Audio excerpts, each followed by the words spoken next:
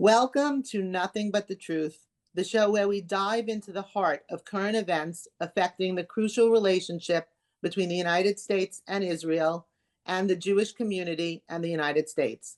I'm Trudy Stern, and I'm thrilled to have you join me as we unravel the stories that matter most. In a world where headlines often blur the lines between fact and fiction, Nothing But the Truth is here to cut through those noise. Each week, we'll bring you in-depth discussions, expert interviews, and insightful analyses to inform, engage, and empower you with the truth, unfiltered and unvarnished.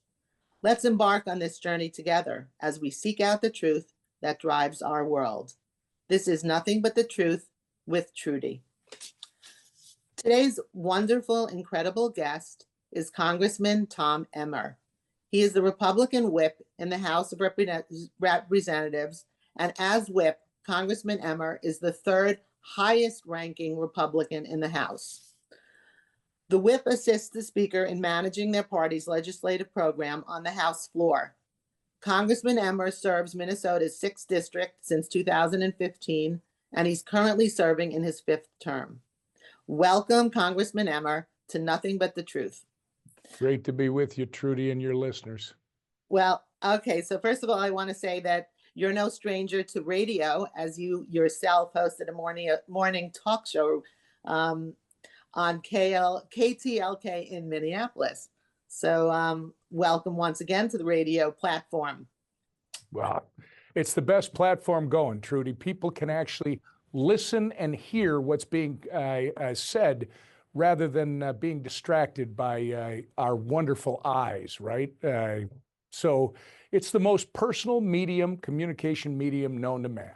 I never actually thought of it that way, but that really is incredible to hear. Could you tell us, before we delve into issues that are really important, could you tell us what the whip means? Well, a lot of people introduce me as this is the guy who herds all the cats. And I like to tell people now, I wish they were all cats. You know, we have a variety of exotic animals that we are herding on a regular basis. But really, the whip's job, it's changed over the last couple of decades because our communications options have changed, right? Today, we have social media at a whole new level. We've got this 24-hour-a-day, 7-day-a-week, I would argue, entertainment-driven soundbite news on all different kinds of outlets. That takes some ability of the whip, the old whip, which was to go in and tell you you're going to vote with a team because of this. That takes that away. We can't have people that are out saying they're coming down on me, I'm trying to protect you. So we only have 2 rules for your listeners. I tell the members, your first rule is you take care of your people at home. Nobody in Washington, D.C. voted for you. It's the people at home that matter. Second, you take care of yourself. If you can take care of your people at home and you can take care of yourself, well, then we can get you to be part of our team. And then it's mostly about finding out. This is the whip's job, is literally finding out if Trudy, you were one of the members I was working with, I'd be asking you, what can you do? What can't you do? What will you do? What will you never do, right? And once I know that, now I can try to help you in the bigger group of members succeed with what you came to Congress for. And I put you in a position where you can participate with the Republican agenda as opposed to, saying, I just can't do that, and somebody's going to force you to vote up or down. So my job is to make sure that everybody is well aware, they've been involved in the process, even before these different pieces of legislation come to the floor, so that they're comfortable with what's being presented and they're ready to participate. And we've had amazing success. We just did it again yesterday. We have never had as high a number of Republicans vote for a continuing resolution as we had yesterday. No drama. People knew what it was about, got it passed. Government's open till December 20th, well after the election. Should give us all an opportunity to see, after the dust settles, who's going to be in the White House, who's going to have the Senate, who's going to have the House, and then we can get our work done. Well, I mean, as whip in a highly partisan House, it probably is a very complex and very complicated job, and probably takes the person that can really, really be an amazing uh, unifier. So, I congratulate you on yesterday, and I'd like to delve right into what's going on for our listeners today. So many people say that we're 40 days out of an election. And many people say it's the most important election of our time. Do you agree with that? And why? Well, I absolutely agree with it because we're not just voting for two different parties. That's not the issue anymore. We're voting for two different visions of our future here in the United States. And never before this election has it been more clear. On Donald Trump's side, it's an economy that lightens regulation, allows people to keep more of their money, tries to downsize the oversized bureaucracy that is our federal government, trying to put people back in charge of their own lives. You saw how it worked when Donald Trump was in office, at least up until the pandemic, which was no fault of his or this country. It just happened. We had the greatest economy perhaps in the history of our country. That can happen again. We had a secure southern border, Trudy. What's happened in the last 4 years should be embarrassing to everyone. They literally opened the southern border, and I would argue we got problems on the northern border too for your people from New York, but you see it from the southern border in a huge way. Not just illegals crossing over the border, but it's the drugs that are coming into our communities. The fentanyl is just a tragedy. And then lastly, and there's a lot more, but these are the biggest things I think going. The last one is, look what's happened around the world. You know, under Obama, Putin moved. He went after Ukraine. Guess what? While Trump was there, nobody went after Ukraine. Everybody was held at bay. As soon as Trump was gone, and we got this feckless leader in the White House who literally botched the withdrawal from Afghanistan. That was embarrassing. That was as bad as Vietnam, right? In the late late 60s, early 70s. That set in motion a whole bunch of things. It set in motion Putin's invasion of Ukraine, and I would argue it also set in motion the awful, tragic, horrific terrorist attack on the state of Israel on October 7th a year ago. So you've raised a lot of issues, and I'd like to delve into many of these issues in a more deep way. So let's start with inflation and the economy. So I go to the grocery store now, and I'm very similar to everybody who's listening, and the prices are so high. They're much, much higher on every item. It's not just, it was a cold winter and the lettuce is now expensive because, the farmers had some sort of issue with that crop. It's now across the board, every single item. You're walking out spending tens, if not hundreds of dollars more on groceries per month, per week. Why is that so? Why is that happening?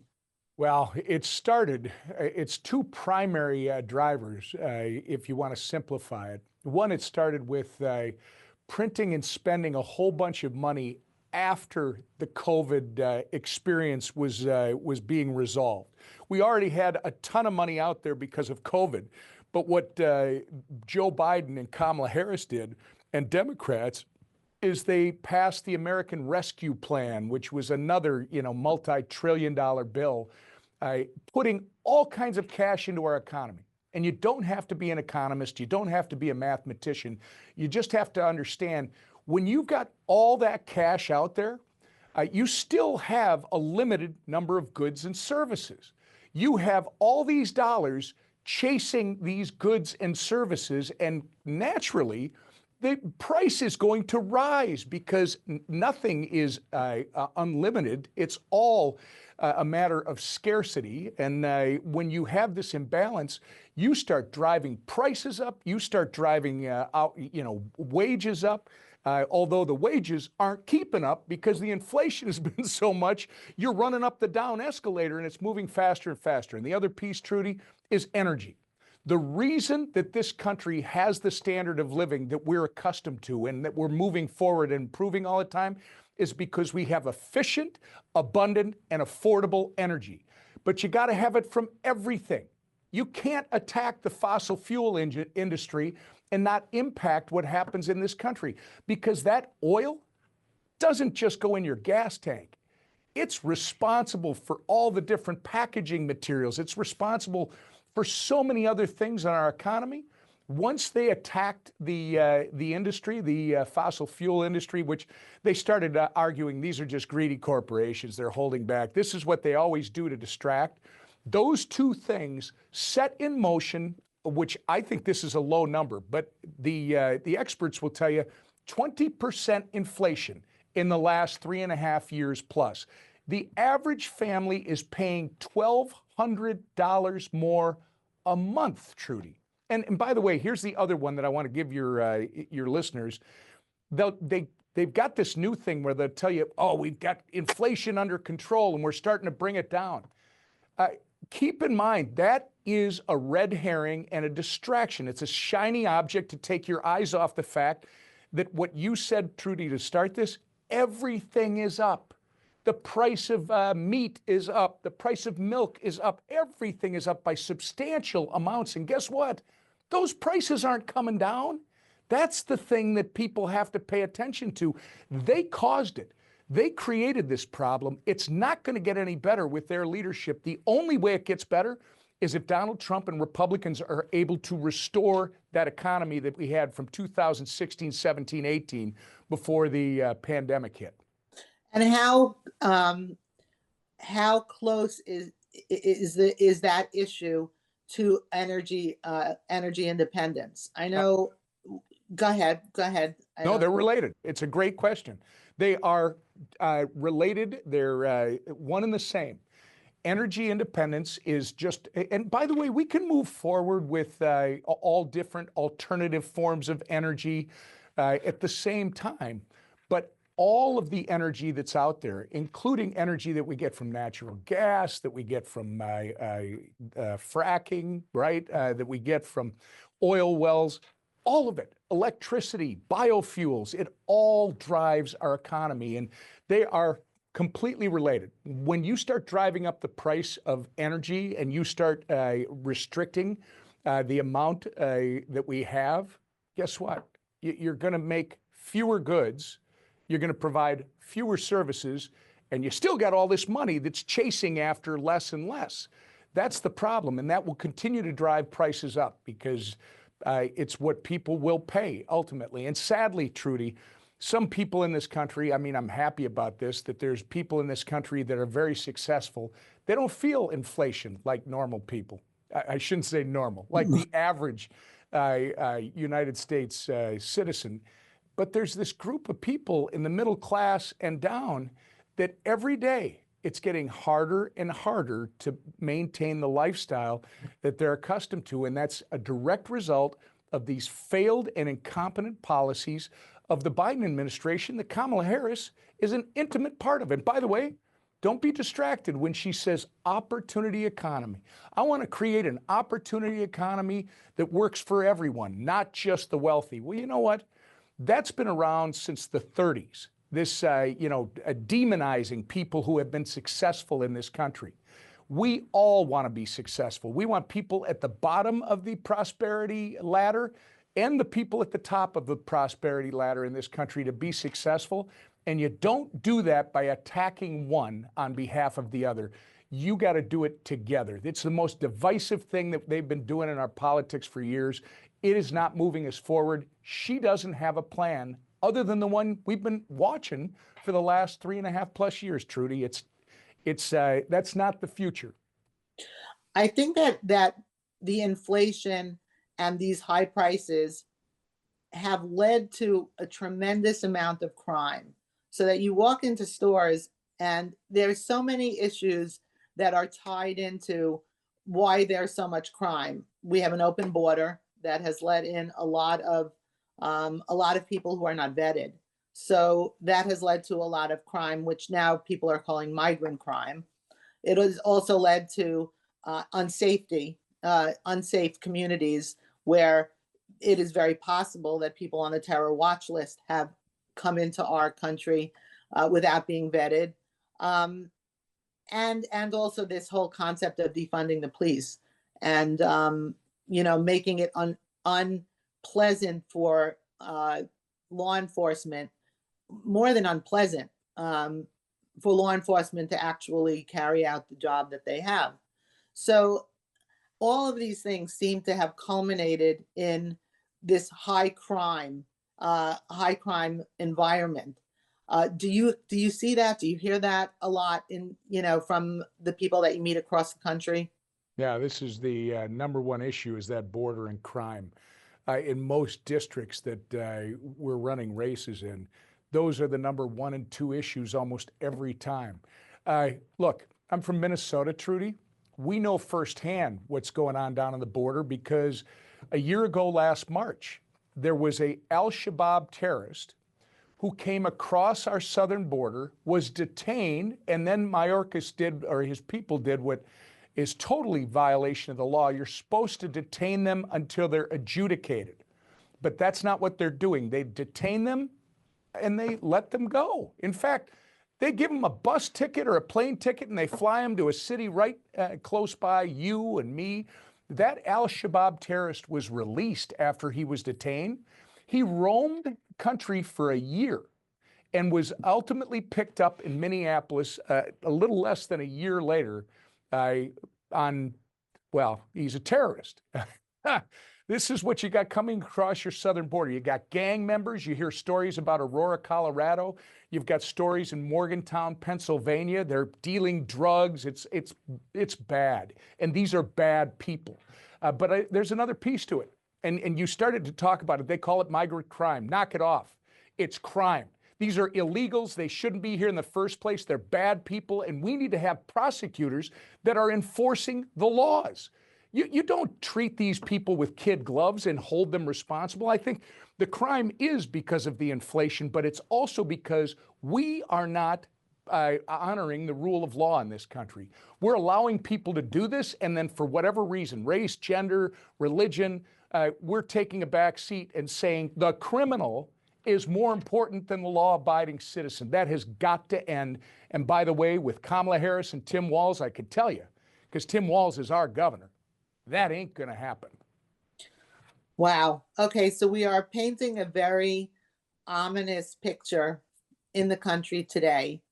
And now I want to turn to another very important issue facing our nation, and that is Iran. Iran as a bad actor. We now are in UN week, and we actually have welcomed in the president of Iran and given him a platform to speak at the UN, of which we fund much of that. It seems like I'm in some sort of ulterior reality where a country that is responsible for assassination attempts on high-level members of our government, as well as a past president and a candidate for president now. Iran has now become it has become evident that they are responsible for hacking into President Trump's emails and sending them and forwarding them to Kamala Harris in attempt to sabotage the upcoming election. What reality are we living in? Why is this happening? How is this, and how bad is Iran in this whole play, in this whole scheme in terms of creating this new axis of evil that we're now facing? How dangerous is this? I would argue they are the hub of the axis. I mean, they are working. Anybody who thinks that these aren't related, Iran, Russia, China. North Korea is kind of an entity that's going to go with China regardless of what happens. But it's those three countries that are actively working right now as our adversaries. And we've got a administration that literally is appeasing them. We don't want to provoke them. They don't want to hurt their feelings. I mean, these should be our friends. Look, they're not our friends. And by the way, they're killing our friends in Israel. They're doing it through proxies. The Iranians are doing it through Hezbollah. They're doing it through Hamas. They're doing it through the Houthis. It's time that we all know what's going on. It's time that we draw a line in the sand and say no more. And the thing with the UN, you and I met a couple weeks back, and I told you, the UN for me, its mission has gone so far off the rail. It is time to box that thing up and send it over to Iran. They can have the UN because that's how corrupted it seems to be. So I think in this country, foreign policy, this is such a clear choice for the presidential race, and whether you're going to vote for a Republican or a Democrat. On their side, this is what they've been doing ever since they got in office. They started funneling money back to Iran all over again after Donald Trump had basically cut them off. He had taken them to the point where they were bankrupt. They couldn't do these things that they're doing right now. They couldn't fund the Houthis. They couldn't fund Hezbollah. They couldn't fund Hamas. They literally have their own problems because they've got a young population that is tired of this top-down central control that not only disrespects women, but will kill them if they don't participate in society the way the Ayatollah and others believe you're supposed to be living. Look, Kamala Harris will not be the answer. Donald Trump, he took office, and what happened? Our allies respected us. No, they complained about him, and I'm sure Kamala will say that he doesn't like our allies. No, all he did, remember, was say, hey, we're in this together. You got to pay your fair share of what the U.S. is doing. That's what our NATO alliance is all about. But our allies respected America again, and our enemies feared us. Donald Trump put ISIS out of business within months. Obama couldn't do it in 8 years. And everybody, even the bad actors, were stepping back because there was a very clear line in the sand that you don't cross.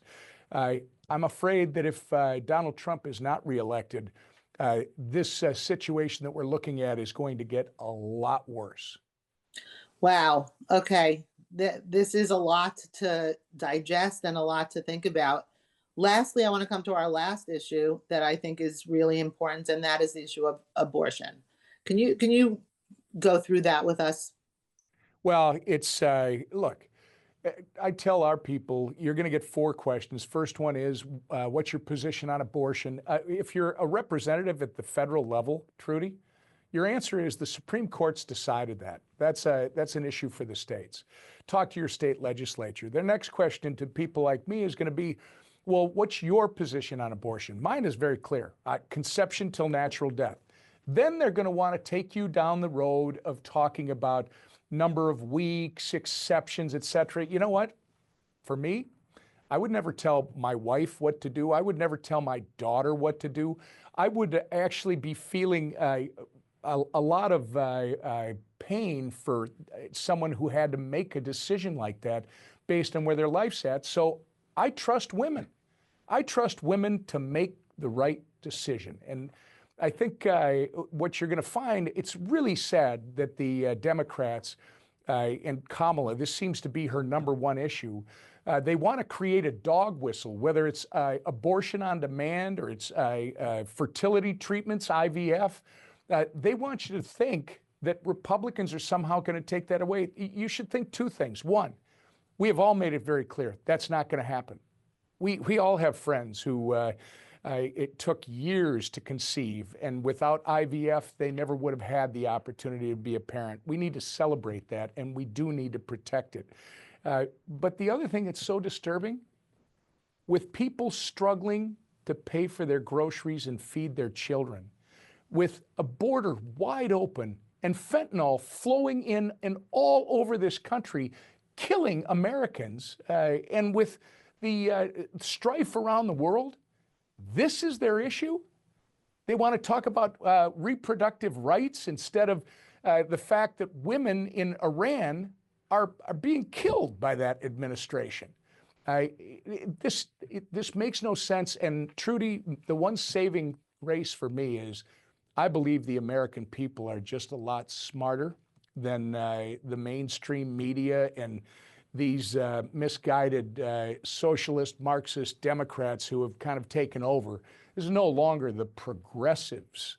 I mean, that's just a buzzword to cover up the fact that we literally have people, some from your state, who are avowed socialists, and then some who are even avowed Marxists. That's why this election is so important. It's not just about our families being safe here and around the world. It's not just about our families being able to achieve their American dream, pursue it and achieve it, and be safe and secure in their own homes. It's not just about getting crime under control. This is literally about, do you want an America that looks like Venezuela or Cuba? Or do you want an America that is the greatest experiment our founders intended, that gives every man and woman, every person in this country, the opportunity to make their American dream a reality? I want that. And Donald Trump and Republicans, that's what we're offering. In this election, it's about that shining city on the hill all over again. You remember Ronald Reagan talked about this in the 80s. We are actually saying, come with us, and we will show you again that shining city on the hill. While our colleagues are saying, none of this is good, it's all bad, it's all about abortion, there's nothing to see over here in Israel, there's nothing to see over here in Ukraine. They don't have any plans, Trudy, except the plan that they've been executing over the last 4 years. And look where it's gotten us. We do want to resurrect and have a renaissance of those Republican values that created the best economy in the history of our country. And that can be done again and quickly. But elections have consequences. That's a pretty easy choice for me, but I know everybody, it's a personal choice to them, and I hope they all do their homework. Well, that brings us to the end of our program. Sadly, I could talk to you for another 2 hours, and I think our listeners would love to hear that. We've really discussed a lot of main issues, a lot to think about. And I thank you so, so much for coming on to Nothing But the Truth. After the election, I'd love to have you back, and I'd love to really unpack what's happened then. Hopefully, it will be good news and good things. Best of luck to you in these elections that are coming up. And thank you so very much for being a champion for all things that are good for Israel. We did not even get a chance to touch upon how supportive you have been personally and how incredible you have been in your role for Israel. I know that on the 1 month anniversary of October 7th, you actually took to the House floor and made a very beautiful statement. Let me be very clear, you said, the state of Israel has a right to exist and defend its people. And Israel is completely justified in its mission to eradicate Hamas once and for all. This House will stand proudly with Israel. Do you have a final last message as we approach the 1 year anniversary of this horrific war? I do, because I assume the people that are listening to this, they appreciate your pursuing the truth through different people with different backgrounds.